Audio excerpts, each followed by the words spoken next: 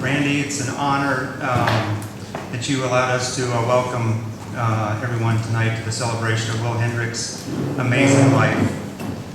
Randy, I know it was difficult, but you've done an outstanding job getting us together. And I know Will is proud and honored that you have provided this diverse group of friends an opportunity to celebrate and remember our relationships and experiences that we had with Will. And because of him and his uncanny ability to get others together, our relationships and experiences that we share between each other. As you know that part of the story, or that part of the story, and the story was Will, because if you knew Will, you got caught in the corner with Will telling a story. And he could tell some stories. And many of them were true. Or they had a basis in truth because he could make them better than they were. But since losing him, it occurred to me, a truth that I've shared with some of you, that I would sometimes get impatient with him because I'd heard these stories and I knew how long this story was. And I could see the glaze in someone's eyes, and I would nudge him and say, Reader's Digest, condensed version, please. And we laughed, you know. But in the intervening months, it occurred to me, you know, things you know that you don't know until things happen.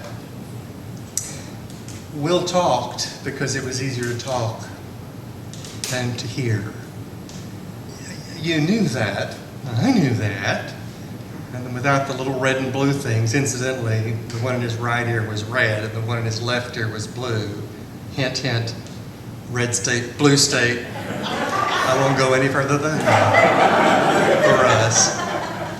But he worked so hard to hear that being in a public setting, it was more comfortable to talk. And so he learned to tell stories and to be interesting. And that made his life easier. Well, references have been made to his family who are here tonight. His father, 90, his brother Max, and Max's wife Cindy, his sister Rosemary, my family here, my mother and two of my sisters. When Will was 8, 9, 10, he began losing his hearing. He was a good student until that time, and he couldn't understand why he was getting in trouble. He was losing his hearing.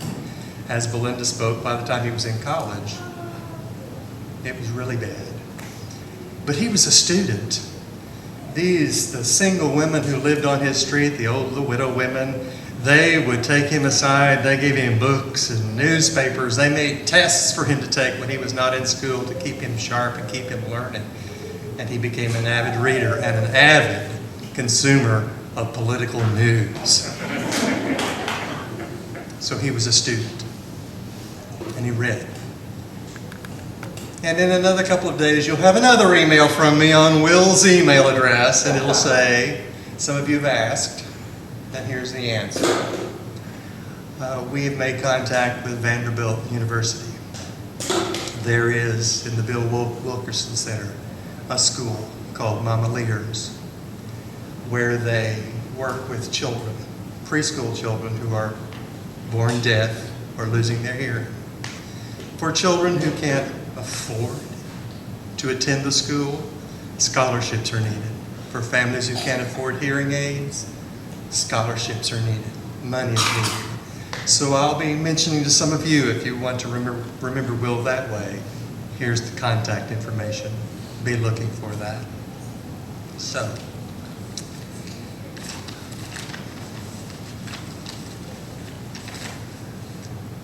perhaps you had a conversation with Will when he described what it was like working with clients.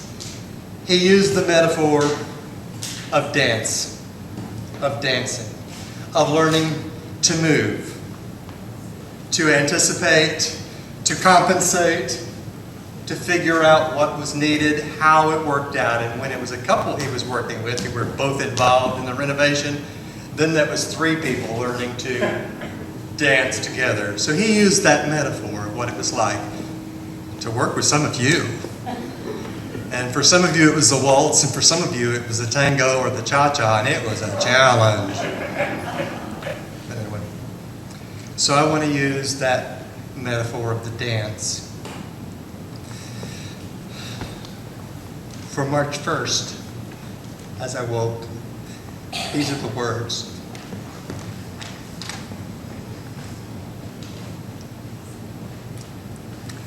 You invited me to dance, though not with those words. I was square, sound, sharp-edged, complete. Not quite, of course. I just didn't know it. For though I found a way to walk alone and show I was content. Within I knew it wasn't what I desired. My heart was unrest, and I didn't know how to dance. Not that you had mastered it. For the earlier reels that ended too soon left partners standing alone who understood the music you were hearing had also changed. Now, I was tentative, uncertain, guarded, afraid, and insecure, but you led me out and helped me to hear more clearly life's music. I watched you dance with others who needed you to supply what they sometimes could not describe or know, what they could not see or imagine. And you were there. I watched you lead them, turn and coax them, push them, take them to places they had not imagined, even let them believe they were leading at times. I saw their joy.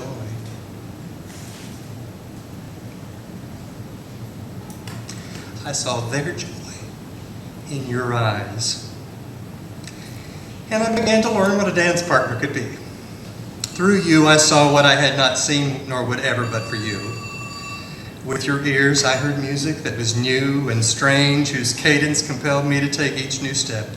Take your hand, attempt a new step, for you were there, to believe in me as no one had before. Some steps I took were poorly placed, and far too often I stepped on your toes. But you knew the importance of the dance, and that a sore toe was really just part of what it meant to dance, to hear the music together, to joy, beauty together, to see the symmetry as one, to hold the other's hand.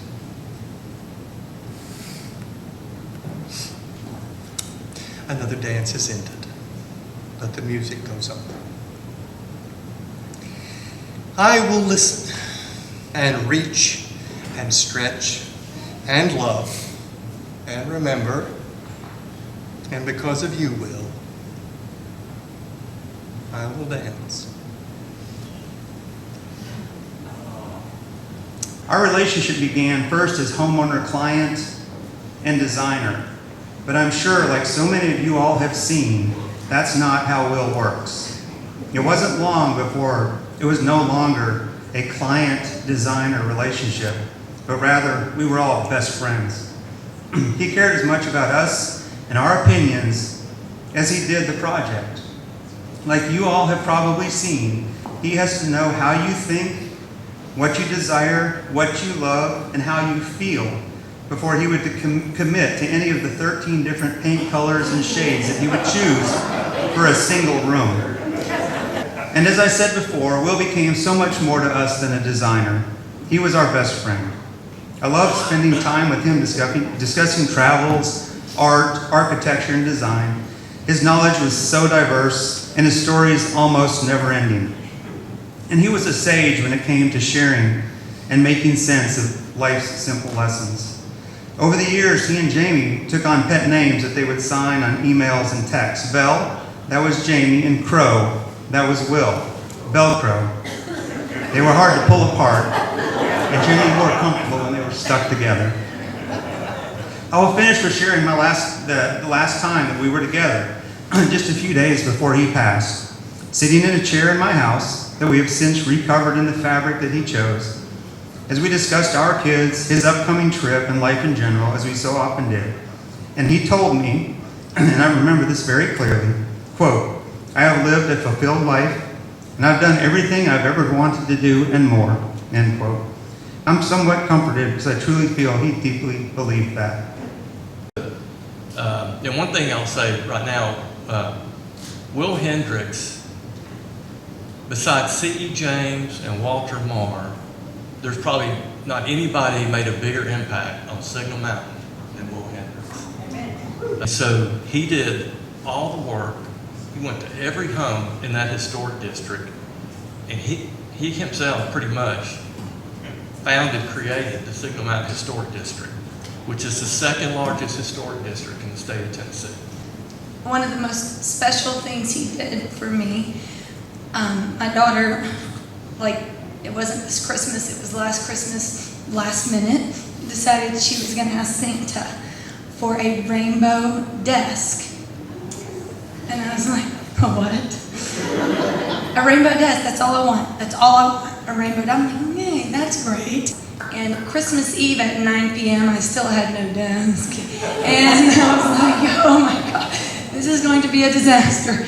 And I get a knock at the door at about, I guess it was about 9:30, and this gentleman unloaded this most spectacular thing you have ever seen in your life. And I was like, you have got to be, this is awesome. She will keep this forever. It's not some little kid looking, I was just amazed. And the man looked at me and I said, how much do I owe you? And he said, nothing.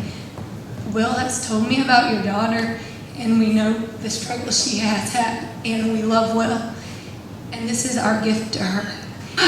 Our contractor in Massachusetts and his crew loved working with Will. When he learned of Will's passing, he sent us a brief note saying, I learned a lot from Will. That's saying something from a crusty old New England carpenter who's been renovating fine homes for over 40 years. It was just magical, and he was such a genius in how he could do these things, and the time he would take to make sure your homes were wonderful places to live. I miss him. I think of him all the time in my work, and I just wanted you to know how much beyond what you saw, probably, how much he put into making your homes wonderful places to live. Thank you, Will, for the impact you've had on my life and those we have met because of you and through you. And he was always looking out for the child, or the puppy, or your daughter, or the mom that might have this, or the grandmother that may end up coming to stay. He made sure that everyone at the table had a voice, and that every person was represented, whether they had their voice or not. And so we should thank Will for all the freedom that he gave us to do what we want to do, and to turn things over because it might look better, or that old fabric, and how it all makes it work. I never regretted marrying Will, ever. We remained friends. I could call him up. We could spend hours on the phone.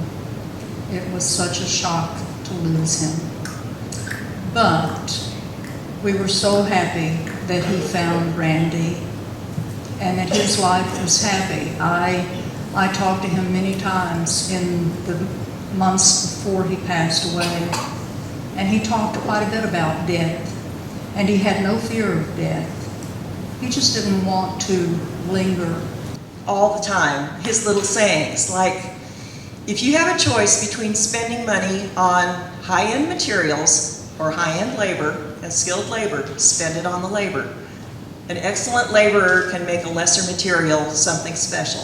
That was one of those things. He said, I sat in a chair for hours waiting for the sun to pass because I knew they were going to sit in this chair and read at a certain time of day.